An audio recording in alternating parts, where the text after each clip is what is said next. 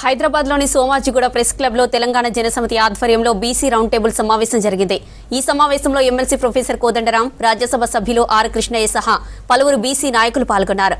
స్థానిక సంస్థల ఎన్నికల్లో బీసీలకు 42% రిజర్వేషన్ సాధించేందుకు సమిష్టి కృషి చేద్దామన్నారు.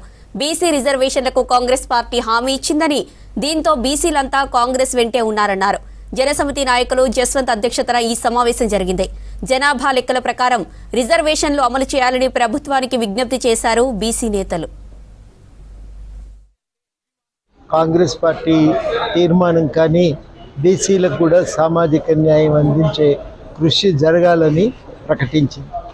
చాలా స్పష్టంగా చెప్పిన విషయం ఏంటంటే, రాహుల్ గాంధీ గారు చేసిన విషయం ఏంటంటే, అసలు ఒక చక్రవ్యూహంలో వెనుకబడిన తరగతులు ఇరుక్కొని పోయినాయి.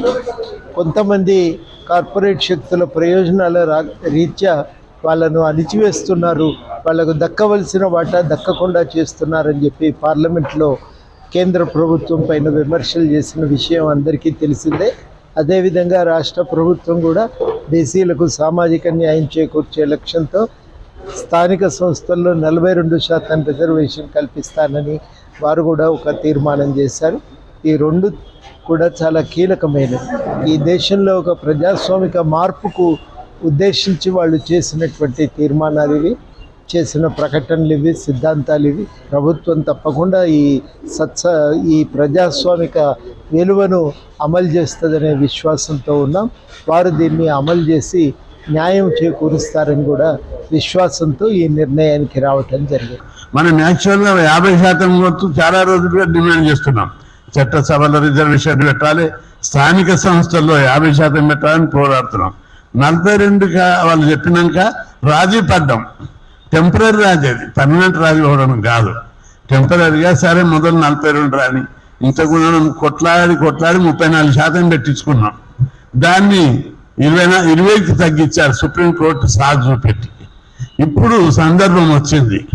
అయితే ఈ విషయాన్ని నిష్పక్షపాతంగా రాజకీయ కోణంలో చూడకుండా, స్వలాభం చూడకుండా నిస్వార్థ కోణంలో మనం దీన్ని సాధించవలసినటువంటి అవసరం ఉంది. త్వరలోనే గ్రామ పంచాయతీ ఎన్నికలు నిర్వహిస్తాం.